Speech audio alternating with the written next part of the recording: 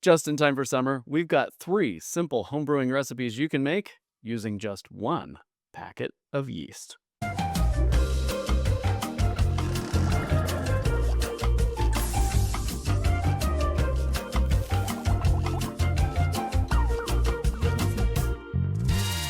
Now you might be asking, do I have to only use 1 packet of yeast? Absolutely not. You can use 1 packet per recipe if you want to, but we thought it would be fun to show you how you can use the leftover yeast in the lees at the bottom of your brews to make your next batch. And sometimes you can do that 3 to 5 times before you say goodbye to that yeast. So get ready to take some really good notes because we have a lot of information coming your way. You're going to learn how to make a crisp and delightful session mead, a refreshing summertime cider, and Skeeter Pee, which is a lemonade wine.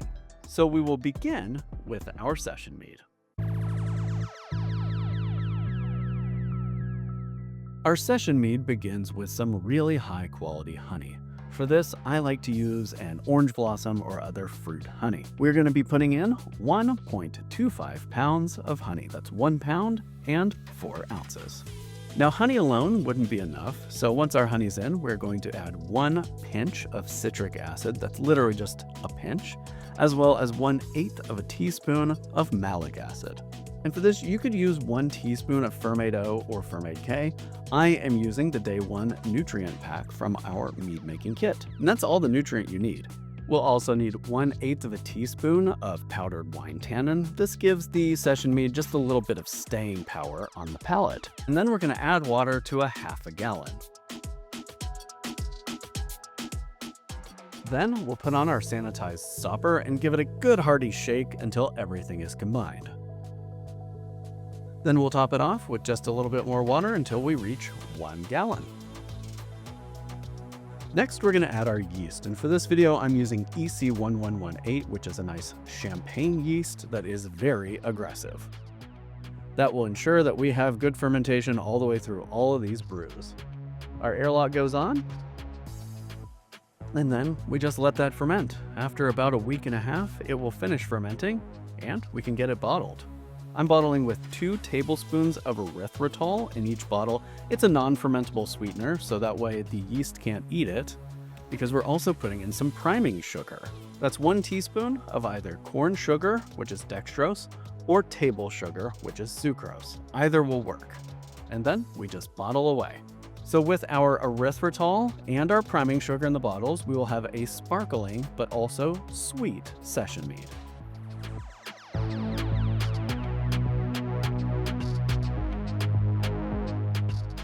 Cap those with a crown capper or bottle and flip top bottles, whichever is your preference, and those will take about 4 to 6 weeks to carbonate.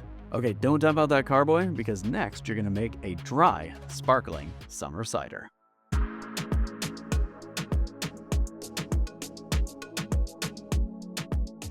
Alright, same container, same yeast, but now we're dumping in some apple juice, and we're going to do that all the way up to 1 gallon.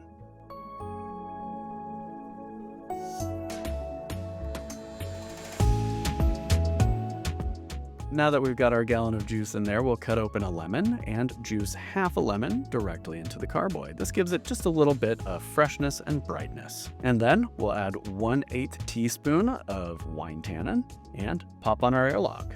And this shouldn't need any nutrient, but if you'd like a little bit of an insurance policy, 1 teaspoon of either Ferment-O or Ferment-K would be sufficient to give this the nutrient that it needs.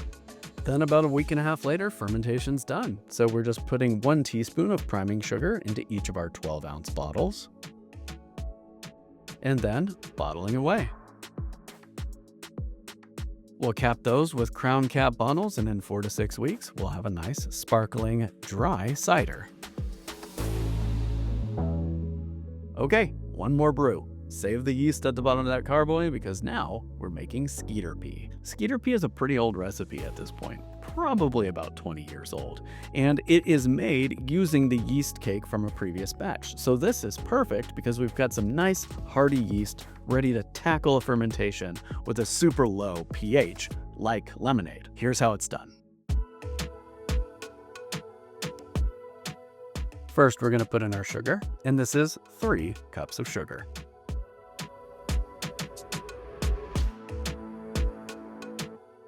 Next, we're going to dilute that with some water.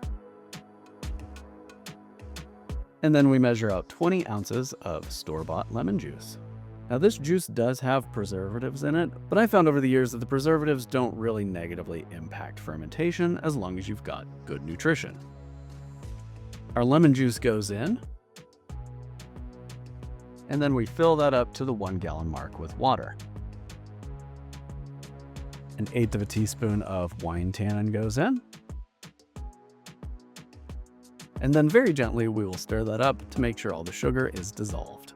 We're going to use 1/2 teaspoon of nutrient every day for the first 4 days. This is going to need some nutrient to get through the first few stages of fermentation, but then after about 2 weeks, it should be finished with fermentation. Then we'll get it racked over and you can finally throw out that yeast cake.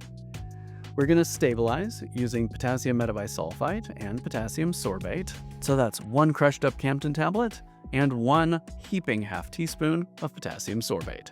After 24 hours, we can add some sugar to taste. I like about 3/4 of a cup of sugar in a 1 gallon batch. You might want it a little less sweet or a little more sweet. And then you can bottle away. I generally like to wait until mine is a little bit cleared up before bottling. One great pro tip for stabilizing is to make sure that the hydrometer reads the same for a few days after you back sweeten. That helps you be certain that stabilization is done and that you're not going to end up with bottle bombs later on. So as you can see, it is super simple to make 3 different recipes using the exact same yeast. And you end up with 3 different gallons of homebrew on the other end of things. 3 different things that you can enjoy or share. What kind of brews do you like making with leftover yeast? Or do you have some recommendations for other brews that we could try using leftover yeast? Drop us a comment and let us know. And of course, you don't want to miss any future content here from us at CraftaBrew, so hit that subscribe button and ring that notification bell so you'll always be aware of fresh content here at CraftaBrew. I'm BC here for CraftaBrew, and until next time, hope you've got good things brewing.